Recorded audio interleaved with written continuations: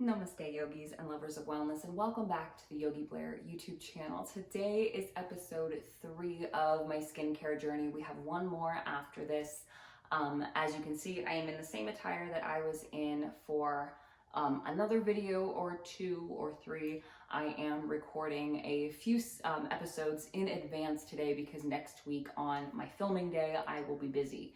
So please excuse my attire. I know I was too lazy to change between, and I don't think it's any secret that we film videos together on certain days.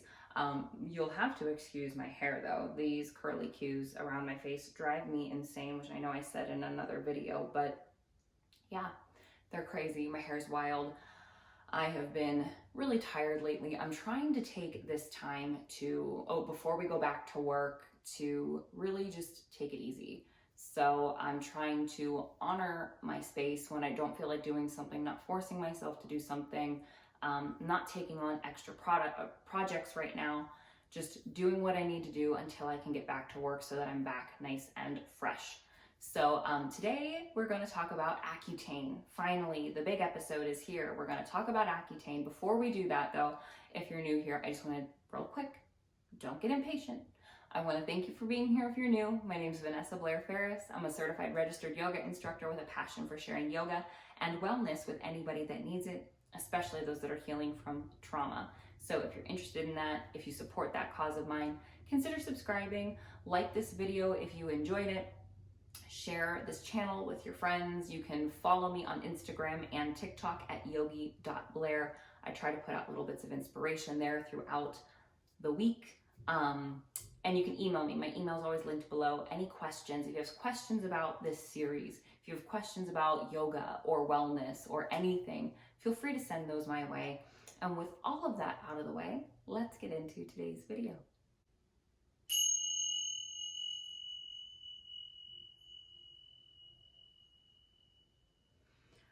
Okay, so today we are talking about going on Accutane. If you have watched the first and second episode of this series, which is a revamp of a series that I've done before, I'm trying to keep these more concise this time. The first episode, I kind of talked about what brought me to this point. I've been dealing with skin issues since the age of 7. So if you want to know more about that, check out that first episode. The second episode, I talked about everything that I had to do to get to the point of Accutane, because it's not just like I have cystic acne, why don't I go on Accutane? With a lot of insurance, and even I think with the drug itself, you have to try other things and prove that they don't work before you can get the prescription. So I was on antibiotics, topicals, all kinds of stuff for years before I was even able to take Accutane. So after moving to Fort Wayne, and I was driving back home for a while to see my home dermatologist back in Ohio, I finally moved here, got everything situated with my health care, and I started seeing a dermatologist here, and we decided to go about going on Accutane. So it was about October of 2018 that I decided to go on Accutane and went to the dermatologist. Now, when you decide to go on Accutane, and I'm going to give this from a woman's standpoint, obviously, you can't just get it that day. A lot of times when you go to a doctor and you need a prescription, they write it for you, you take it to the pharmacy and you can get it. That is not how it works with Accutane. I had to take a pregnancy test there because the side effects of Accutane on unborn babies is detrimental. So they really make sure that you understand that you can't get pregnant. So you have to take a pregnancy test. After I took a pregnancy test, they sent me a script for blood work. I had to go into the hospital and get blood work done to show where I naturally was with, I think they check your cholesterol and something else to make sure, because Accutane can make it skyrocket. So they check your normal levels first. Then you have to wait a month, and then you go back in, you get, I think I had to get blood work done 2 or 3 times. So I went back in November, and I got another pregnancy test done. And then I was able to go get the prescription once the test came back negative. And once I was on Accutane, they wanted me to go get more blood work done once or twice to make sure that my levels stayed the same. So once they did the pregnancy test and everything and asked me the questions, you have an online account with iPledge to make sure that you don't get pregnant, and you have to answer questions every month to make sure that you understand how it works, how you don't get pregnant, and then you can go get your prescription. So you have to jump through all these hoops. You have to get pregnancy tests, you have to get blood work done, you have to answer questions to make sure to prove that you realize how your own body works. And once you answer those questions, then you can go to the pharmacy and you have a window of time where you can get the prescription before it expires, and you have to do all of that again. So I was pretty diligent about it. I always went, oh, and you have to go to the dermatologist every month. It's not like you can even take a pregnancy test at home and be like, here, not pregnant. You have to go into the doctor's office. They have to check you out. They have to make sure that you're doing okay on the drug, and they have to ask you questions, and then you have to answer your own questions online. It's annoying, but if you really want clear skin, you apparently suck it up and deal with it. So in November, after all that, I went to the pharmacy, and then they had some pre-authorization issues with my insurance, but eventually that all got squared away and I got the prescription. So I took it for about a week and everything was kind of the same. You notice after about a week of taking it that you start to feel drier everywhere. And I actually got, like, at first when I was on it and I started to dry out, my skin got really shiny, and not even like my normal greasy shiny, but like I was just, it was like my skin looked tight, like it was stretched too thin. And my lips started to hurt about a week or so in. And after that, once you are on it, you just get really dry. So it'll get up to a certain point and it will kind of stop and stay the same unless you go on a higher dose later on, which I never did. So once you're on it for a while, you need to make sure that you're being really gentle with your skin and your lips, basically. So my doctor actually gave me a kit that had a chapstick, a face wash, a toner, and a moisturizer. It worked fine while I was on Accutane, but it wasn't something that I could continue using after Accutane. I found it a little bit irritating, strangely enough. The perfume was nauseating in it. The fragrance was not good. It was Avene. Avene has a line called Clean AC that's designed for people on Accutane, kind of, or going through treatments that are super drying to the skin for acne. So it worked well at the time, but I tried to keep using it after I was done with the prescription, and I felt like with my new skin, it wasn't working. So, but I used Avene Clean AC, that entire line, while I was on Accutane.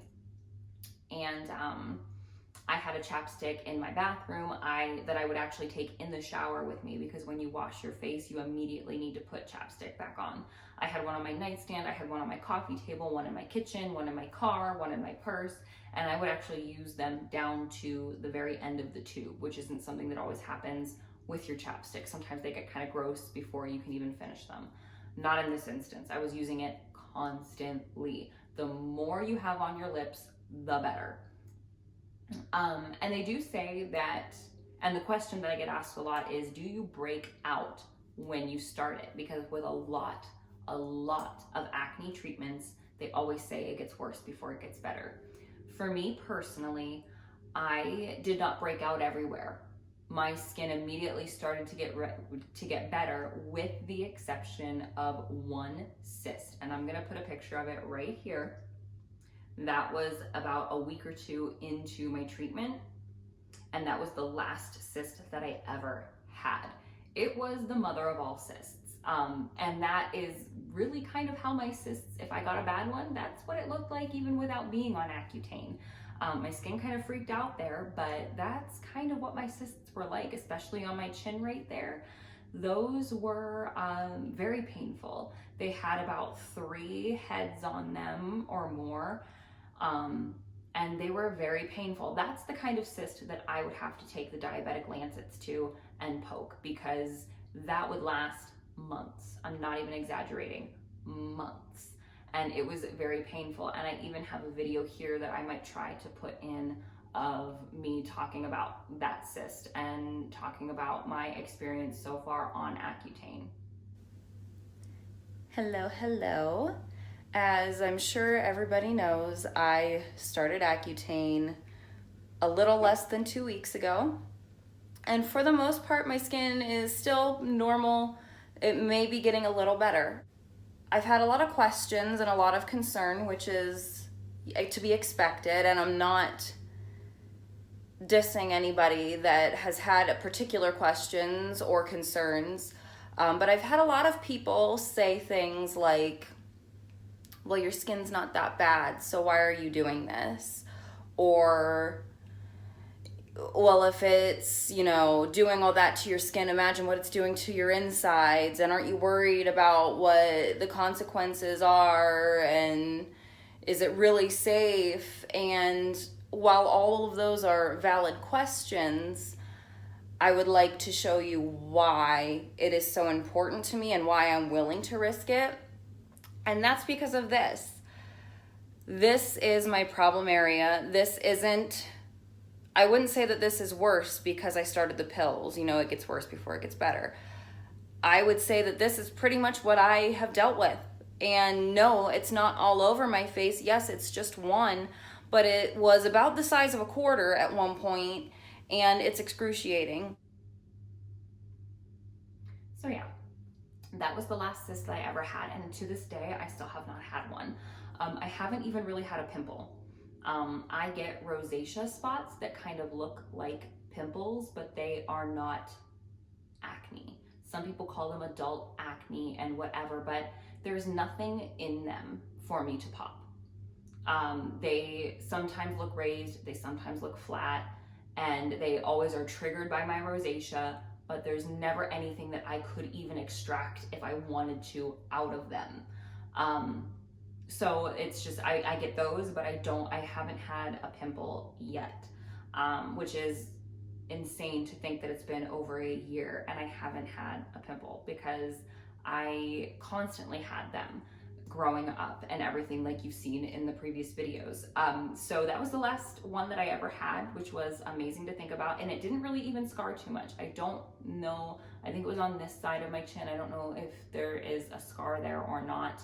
I had something here that was a really small pimple, but it just left a mark for a really long time. Eventually that went away for the most part. And yeah, my skin was extremely dry. You need to be very gentle when you wash it. No exfoliation, no liquid exfoliation, no physical exfoliation, no washcloths, no nothing.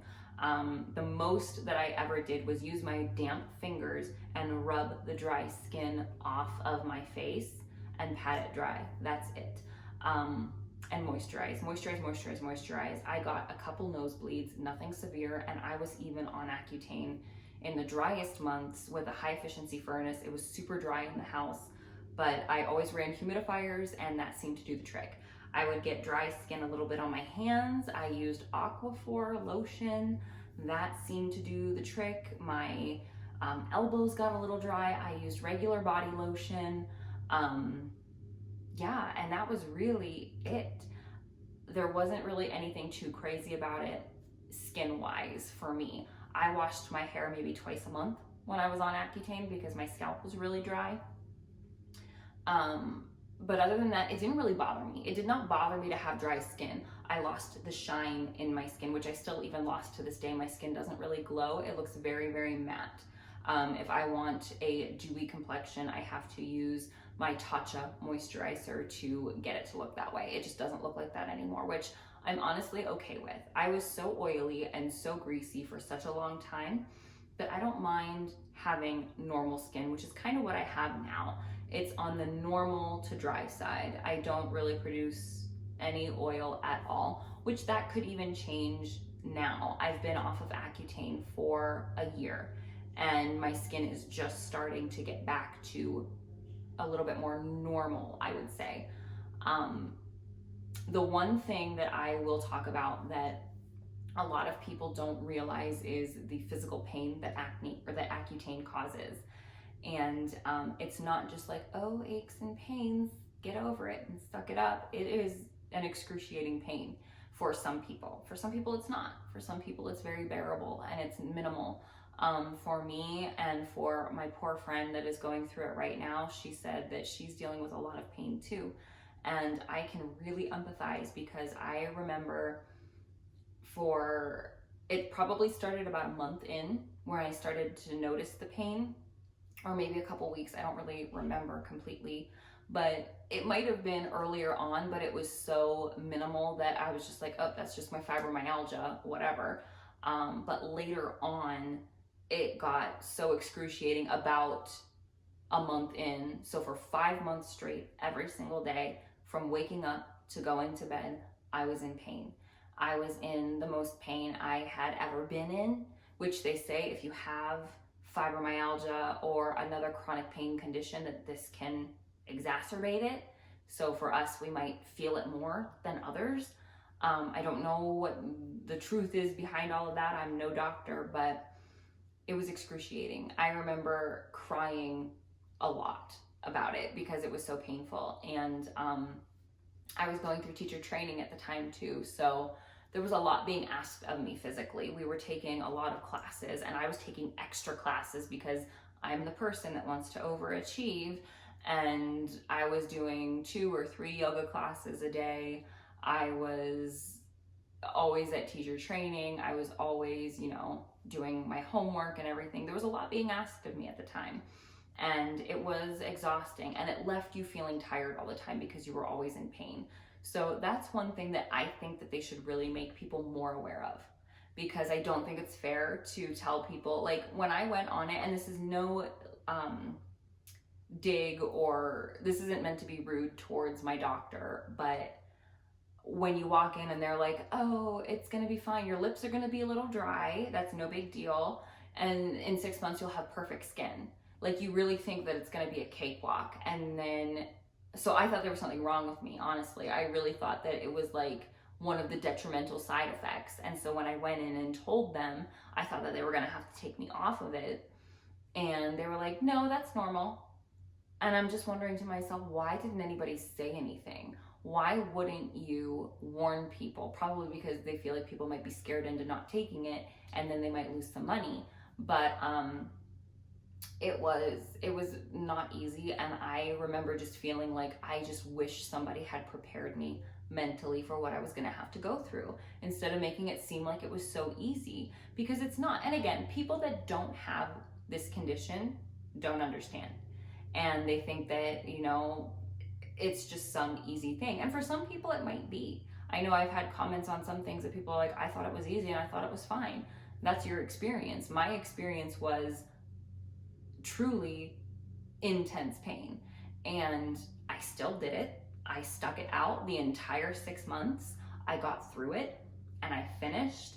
And I was willing to go through that in order to get clear skin, but it was not easy.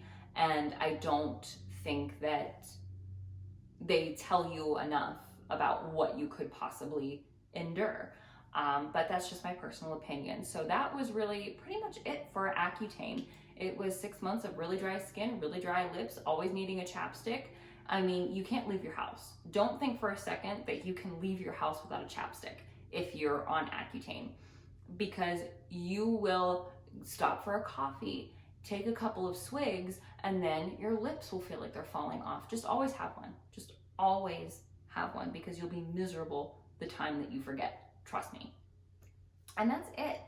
If you want more information on the products that I used, I will do my best to link everything that I used while on Accutane below. As far as body lotion goes, just use whatever you have. If you encounter any really dry spots on your elbows, I'll link everything below that I use, like Aquaphor ointment for that. I'll link the skincare line that I used while I was on Accutane. And next week, we're gonna talk about everything that I have done since coming off of Accutane, the last year of my life being off of Accutane, my new skincare routine. And I really feel like within the last couple months, my skin has gotten to a point where I am happy with it. There was a period of coming off of Accutane that was not easy, and my skin didn't respond the way that I thought it would, and it was kind of upsetting at first, but I'm happy with what I have. And I'm going to talk about that next week, and the skincare that I use now and how I treat my skin now, being off of Accutane for a year. So stick around for that next week, guys. Stick around for more wellness videos. I hope you guys are enjoying them as much as I'm enjoying making them. Please feel free to send me requests. If you enjoy these videos, give them a like, share them, subscribe if you haven't already. I appreciate all of you. I thank you so much for being here. I hope you live happy, live free, live well. Namaste.